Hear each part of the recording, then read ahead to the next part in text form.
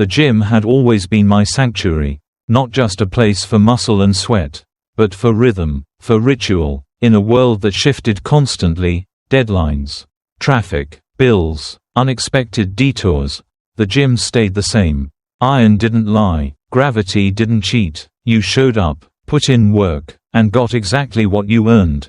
She joined a few months after we moved in together. At first, I was surprised. She'd never been big on fitness, but she said she wanted to feel stronger, take better care of herself, find something of her own. I thought it was healthy. We signed her up on the same membership, swapped protein shake recipes, bought her new gym shoes.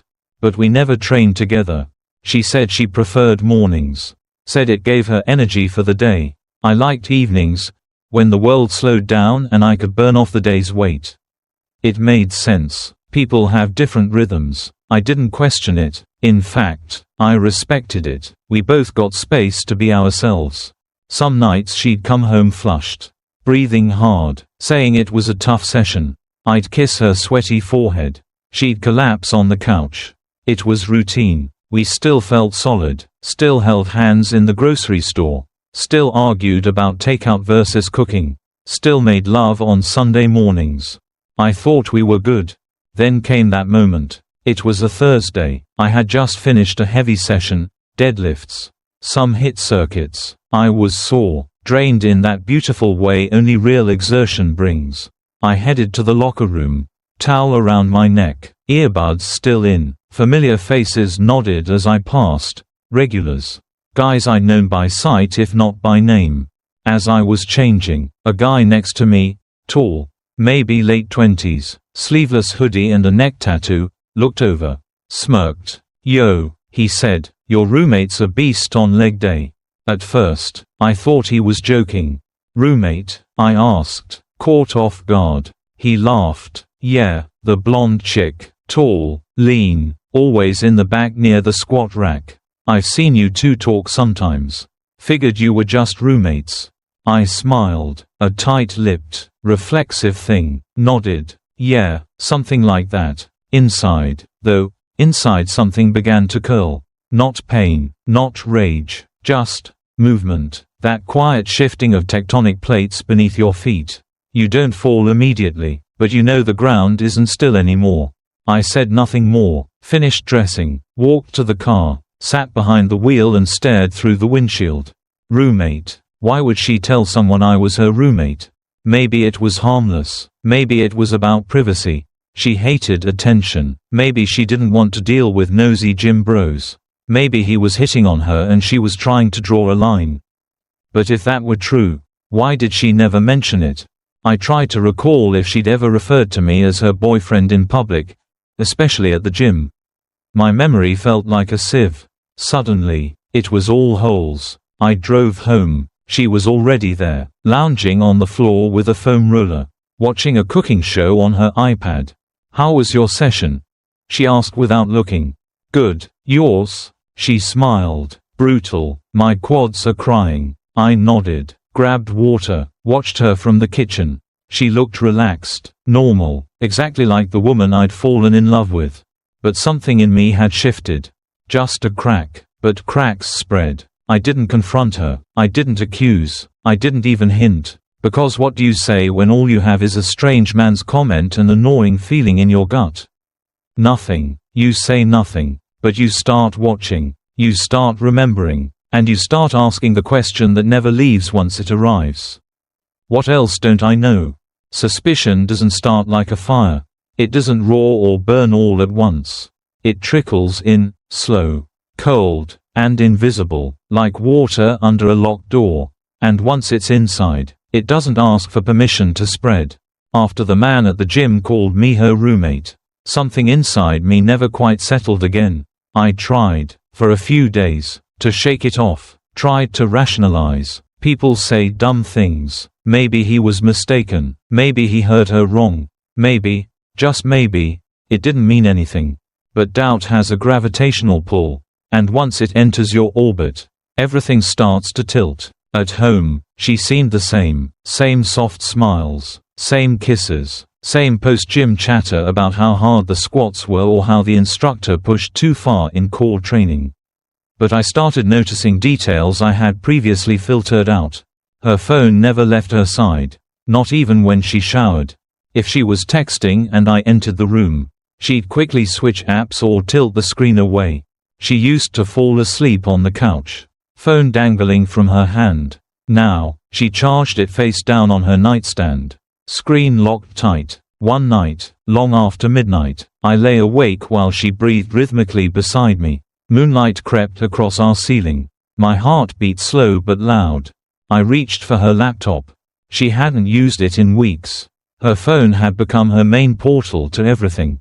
But once, when her phone was acting up, she'd used the laptop to message a friend. She'd logged into everything. eCloud, Instagram, iMessage, and she'd never logged out. My hands shook slightly, not from fear, but from the weight of crossing a line I never thought I'd approach. I told myself this wasn't betrayal. This was survival. The laptop opened with no password. It was all there. Her Instagram messages, her iMessages, linked, synced, archived. I typed in the first name I remembered from gym chatter. Then another.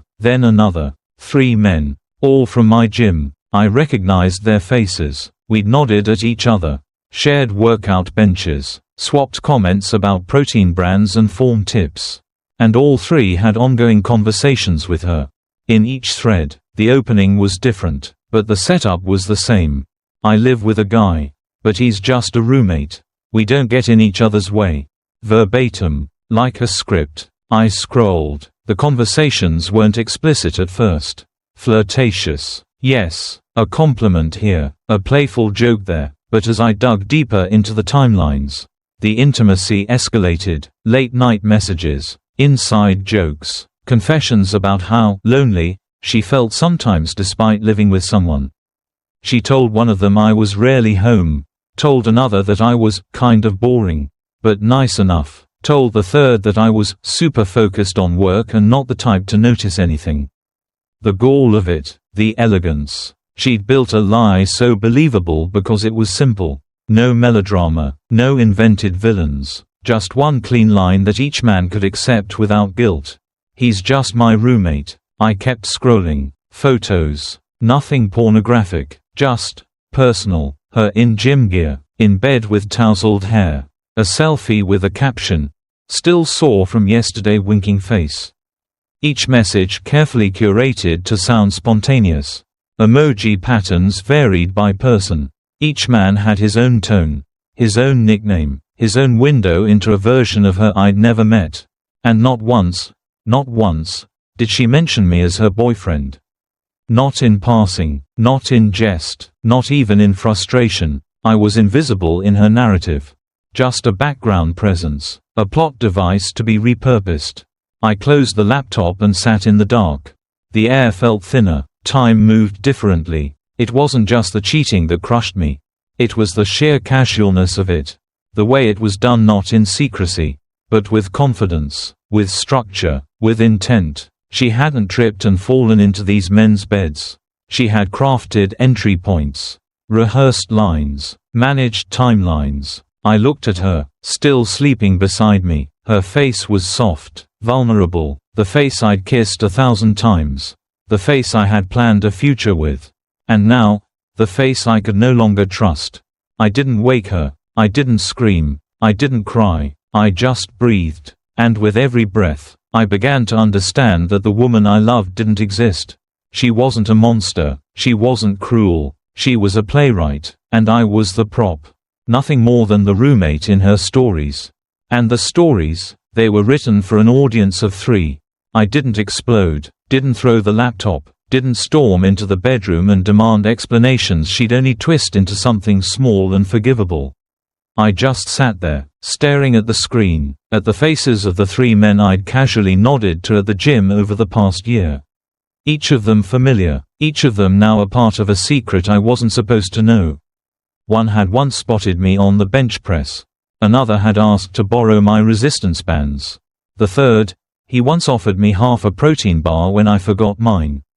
Simple interactions, fleeting, Brotherhood by proximity. We weren't friends, but in a gym, that doesn't matter. You recognize each other. You trust each other, at least in the physical space you share. Now I stared at their names, screenshots of conversations where they laughed with her, flirted with her, scheduled workouts with her that I now realized were more than just workouts. And in each thread, the same quiet opening had paved the way. He's just my roommate. Verbatim, 3 times. A lie rehearsed so perfectly it had become truth by repetition. I opened my calendar, scanned the dates, compared her messages to my work schedule, matched gym check-ins to meeting times. Every rendezvous was when I had been elsewhere, calls with clients, late meetings, days I stayed late helping with equipment maintenance. She'd been careful, not perfect, but careful enough to slip beneath suspicion. What stunned me wasn't just the betrayal. It was the efficiency of it. She had compartmentalized her life like a seasoned manipulator, presenting just enough warmth to me at home to keep my questions asleep, while crafting parallel lives with each of them. Each man believed he was the exception. One wrote, "I like that it's just us when we talk." Another, "I've never met someone who gets me like you do." The third, "I know you live with someone, but it feels like we have something real." And still, not one of them questioned her story, because she made it easy to believe. She didn't paint me as a monster. That would have raised red flags. She made me forgettable, harmless, passive, the ghost in the background. That's what broke me, not the sex, the erasure. To her, I wasn't a man worth fighting over or hiding from. I was just background. A roommate. One of them had even joked with me once. "Have you seen that blonde Zumba girl? She's fire." I had laughed, said no, not realizing he was talking about my girlfriend. He had no idea. None of them did, because she made sure of it. She had crafted 3 versions of herself. To the first, she was vulnerable, in need of someone strong. To the second, she was playful, edgy, the rebel with the secretly soft heart. To the third, she was spiritual, grounded, just looking for connection in a chaotic world. And to all of them, she was single. I sat back in the chair. The room was quiet. She was still asleep upstairs. Or pretending to be. I looked at the photos. The emojis, the carefully timed replies, the compliments tailored to each man's insecurity, the way she made each of them feel chosen. And I couldn't hate her, because hate would have meant I still felt close enough to be wounded. What I felt now was awe, a kind of reverent horror at how cleanly she had executed it.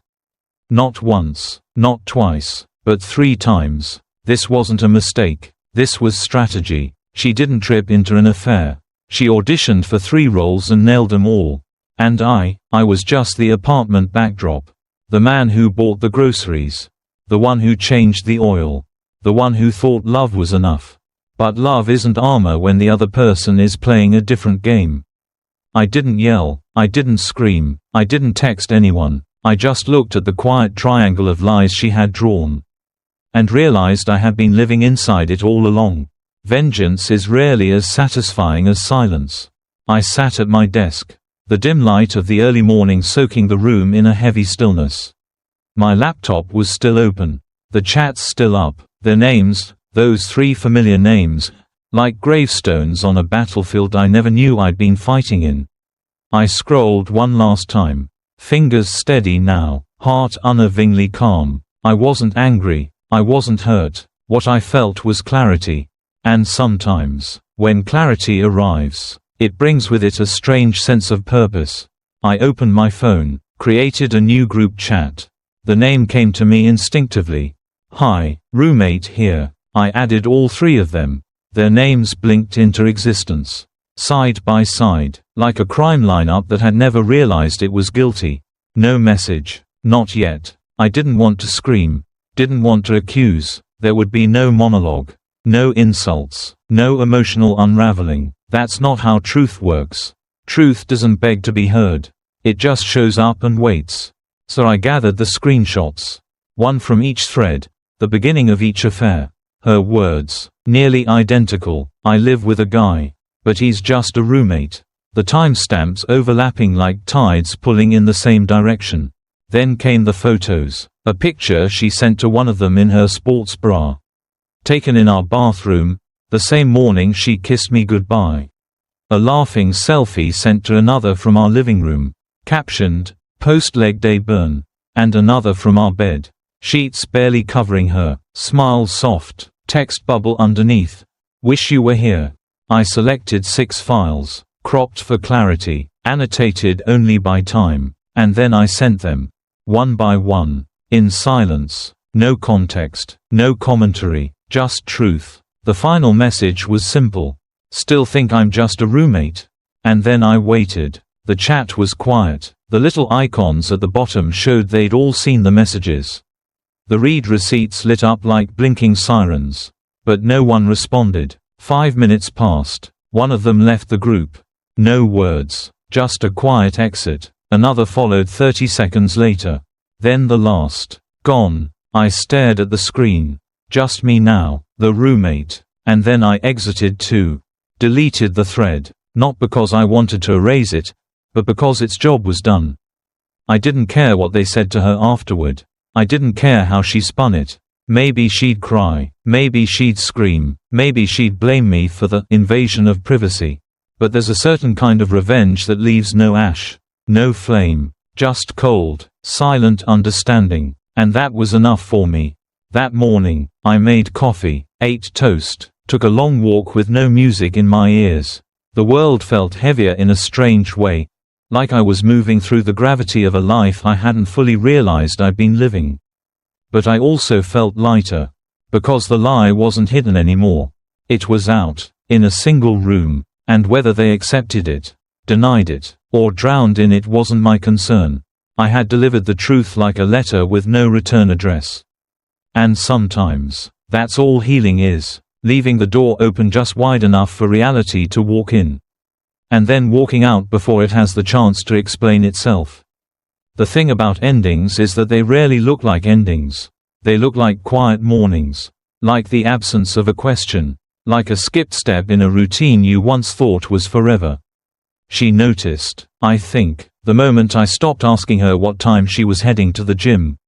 I had asked every day, without fail, ever since she joined, not because I needed to know, not because I wanted to control, but because it was our rhythm, a shared moment, a way of saying, I see you, I'm part of your life.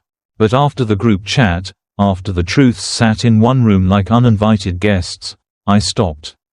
No more questions, no more protein shakes blended before she walked out the door, no more casual good luck as she tied her shoes.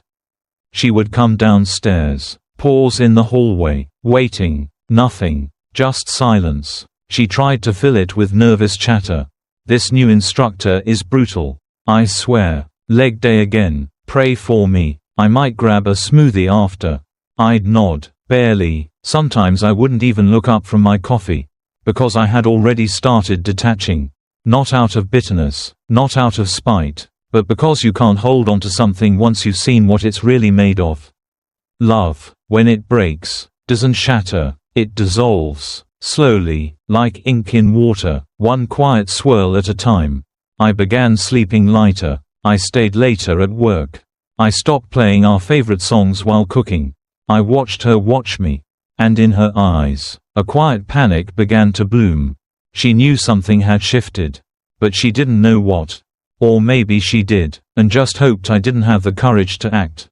A week later, I packed. No announcement, no drama. Just a suitcase, a duffel, and a cardboard box for the things I knew she'd never notice were missing. I moved like a man clearing a room after the funeral. The apartment echoed. I left the keys on the counter. And beside them, a handwritten note. Simple, honest, final. I used to be proud to be your boyfriend. Then I realized, I was just your cover story. I didn't sign it, didn't need to. She'd know. I closed the door behind me. Not hard, not soft, just enough. I didn't check my phone. Didn't wait for the sound of her footsteps. Didn't care if she found the note that minute or the next day. Because when you've seen someone rewrite you into a lie, your only job is to step out of the pages. I moved into a sublet across town. Sparse furniture, second-hand mattress, no framed photos, just walls, and space, and air that didn't smell like deception. For the first time in months, I could breathe. I started going to a different gym. Different machines, different music, no familiar faces. It wasn't about the workouts. It was about reclaiming the one place that had always been mine. A sanctuary I had unknowingly let become a stage. I didn't tell anyone what happened. Not my coworkers, not my family. The people who needed to know already did. And those who didn't, they didn't deserve the burden of the story. The apartment stayed in her name. The shared subscriptions were cancelled. I changed my number 2 weeks later. Not because I was afraid she'd call, but because I didn't want to give the past even the smallest hallway back in. Every day after, I felt lighter, not free, not yet, but unburdened. And there's a difference. Freedom is the end. Unburdened is the beginning. And I was ready to begin again. Some truths don't need to be screamed. They don't need to be dragged through the streets or carved into headlines. They simply need to be placed, gently, unflinchingly, into the right room. And once they arrive, they do all the work for you. That's the lesson I carry now.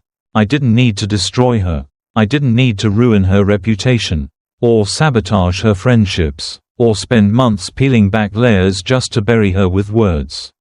I didn't need to weaponize my grief. All I did was line up the pieces of her truth, 3 conversations. 3 men, 1 lie repeated with surgical precision, and let them see each other. That was it. 3 men, 3 screens, 1 group chat, and silence. There's a strange kind of poetry to that silence. It doesn't scream for closure. It doesn't claw for justice. It just exists, like a completed equation, like the last page of a novel you didn't want to finish but couldn't stop reading. When the silence falls, all that remains is understanding. In the weeks after I left, I replayed everything, not to punish myself, not to obsess, but to look at it clearly for the first time. It wasn't the betrayal that hurt most.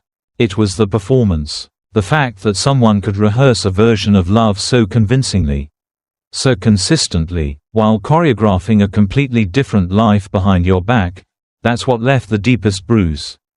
And not just one version of that lie. 3 sets of memories, each curated for a different man. She didn't just cheat, she compartmentalized her soul. And I loved one of those compartments, never knowing the others existed. But here's the part one hold on to. I didn't lose her, I lost my illusion of her. And that distinction has freed me in ways I didn't know I needed. Because the moment I saw her clearly, not the curated version, not the soft-lit, kiss on the forehead girl I had imagined, but the architect of simultaneous lies, I stopped mourning. How do you grieve something that never truly existed? The grief, if any, was for the man I had been, the man who believed in forever, the man who prepped her gym water, who waited for her texts, who thought loyalty was as natural as breath. That man deserved better, and maybe that's the only revenge I ever needed, to walk away with that truth. And never once look back. I didn't post anything, didn't message her friends, didn't reply when she finally texted, "We need to talk." We didn't. There was nothing left unsaid. Everything I needed to communicate had already lived in that group chat. 3 truths, 1 room, and me, the ghost in her story, finally stepping out of frame. Sometimes the most powerful thing you can do isn't to explode. It's to walk out so quietly they don't even hear the door close. And when you're gone, the weight of what they did echoes louder than any revenge ever could. I've started over now. New place, new schedule, new gym. Some days I still feel the ache, not for her, but for the idea of her. The person I thought I loved. The version I invented so I could stay. But then I remember, that version never asked to be tested. Real love doesn't fear the truth. Real love welcomes the full weight of it and stands tall anyway. And when someone builds their world on lies, no matter how charming, no matter how careful, eventually, the floor gives way. I just chose to walk out before it collapsed under me. Some truths don't roar, they don't even knock. They simply sit across the room from each other, and destroy the lie in between. That's what I gave them. Not justice, not fury, just each other. And in that room, everything changed. So if there's a lesson here, one I would pass to anyone standing at the edge of suspicion, to anyone who feels the shift before the quake, it's this. You don't need to catch them in the act. You don't need to scream. You don't need to prove your pain to anyone. Sometimes, you just need to put the truth in the same room. And then, walk away.